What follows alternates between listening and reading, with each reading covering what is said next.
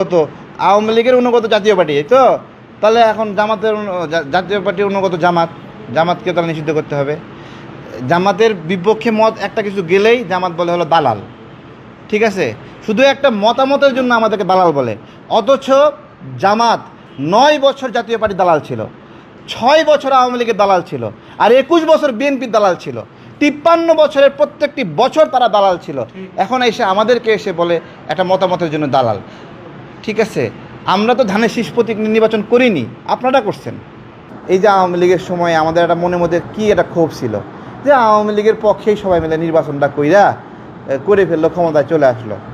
আচ্ছা, সামনের নির্বাচনটা কি এইরকম একটা নির্বাচন না? বলেন, যে আওয়ামী লীগের বিরুদ্ধে যারা ছিল তারা মিলে নির্বাচনটা করে নিল, তার মানে কি? মানে আওয়ামী লীগ যা করছে আমরা সেটারই একটা পুনরাবৃত্তি করলাম। তার মানে এদেশের মানুষ আসলে কখনো পূর্ণ ভোটের অধিকার ফিরে পাইল না।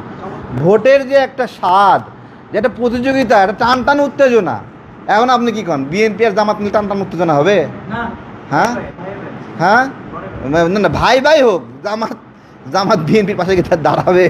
হ্যাঁ বলেন তো। তো আমি বলতেছি সামনের নির্বাচনটা অনেক হতাশার নির্বাচন হবে। অনেকে বলতেছে সামনের নির্বাচনে প্রচুর ভোটার হবে, অনেক হবে, ঘোড়ার ডিম হবে। হ্যাঁ, না এখন জামাত হলো বিএনপির সাথে টক্কর দেয়। ঠিক আছে, এখন যে জাতীয় পার্টি ইস্যুটা সামনে আসছে, জামাত বিএনপির সাথে টক্কর দেওয়া বাদ দিয়ে এখন জাতীয় পার্টির সাথে টক্কর দেয়। এখন তুমি যদি জাতীয় পার্টির সাথে টক্কর দেবা 2 নাম্বার হওয়ার জন্য, তাহলে ভাই 1 নাম্বার হওয়ার জন্য আর একটা দলকে অপদস্থ করো কেন? তোমার গায়ের শক্তি 150 টাকা, ভাব দেখাচ্ছ 1600 টাকা, তাহলে তো হবে না। আওয়ামী লীগ বিষয়ে সর্বশেষ যে বক্তব্য, দেখেন এই বাংলাদেশে 20% মানুষ আওয়ামী লীগের সমর্থক। 20%, আওয়ামী লীগ বলতে আরও বেশি। কিন্তু বাস্তবতা হলো, গতকালকে একটা পোল করছে আমার ইউটিউব চ্যানেলে তারেক টাইমসে, সেই পোলে 8-9 হাজার মানুষ ভোট দিছে, তো 400 মানুষ ওই পোস্টে গালি দিছে যে হ্যাঁ, মানে জাতীয় পার্টির ধুয়ে দিছে। ক্যাপশনের হেডলাইন ছিল জাতীয় পার্টির অফিসে আগুন দেওয়া সঠিক কাজ কিনা। সেখানে ওরা 400টা গালি দিছে, গালি দিয়ে তো আর ভোটে যেতে যায় না, বুঝছেন? এটা জামাত ইসলামের জন্য শিক্ষা। সেখানে 55% মানুষ জাতীয় পার্টির পক্ষ নেছে যে এই আগুন দেওয়া ঠিক হয় নাই, আর 45% মানুষ বলছে আগুন দেওয়া ঠিক আছে। তাহলে এই কয়েকদিনের ব্যবধানে এই যে মানুষের মাইন্ড সুইং, এটা কিন্তু গালিগালাজ করে ধরে রাখতে পারবে না কেউ। যদি জামাত শিবির মনে করে 1 বস্তা গালি, 2 ট্রাক গালি নিয়ে আসা ঢেলে দেবে আর গালি তাদেরকে ঢাল হয়ে রক্ষা করতে পারবে না। ভোট অনেক একটা গোপন জিনিস, মানুষের মন এত সহজে পরিবর্তন হয় না।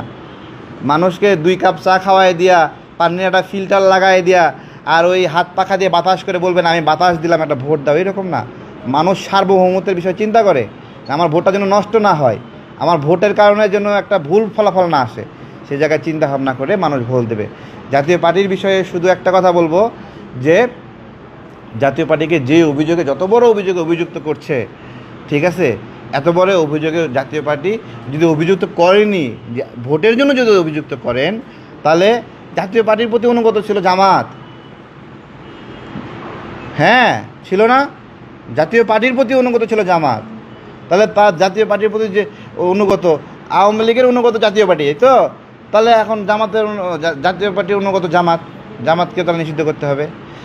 জামাতের বিপক্ষে মত একটা কিছু গেলেই জামাত বলে হলো দালাল।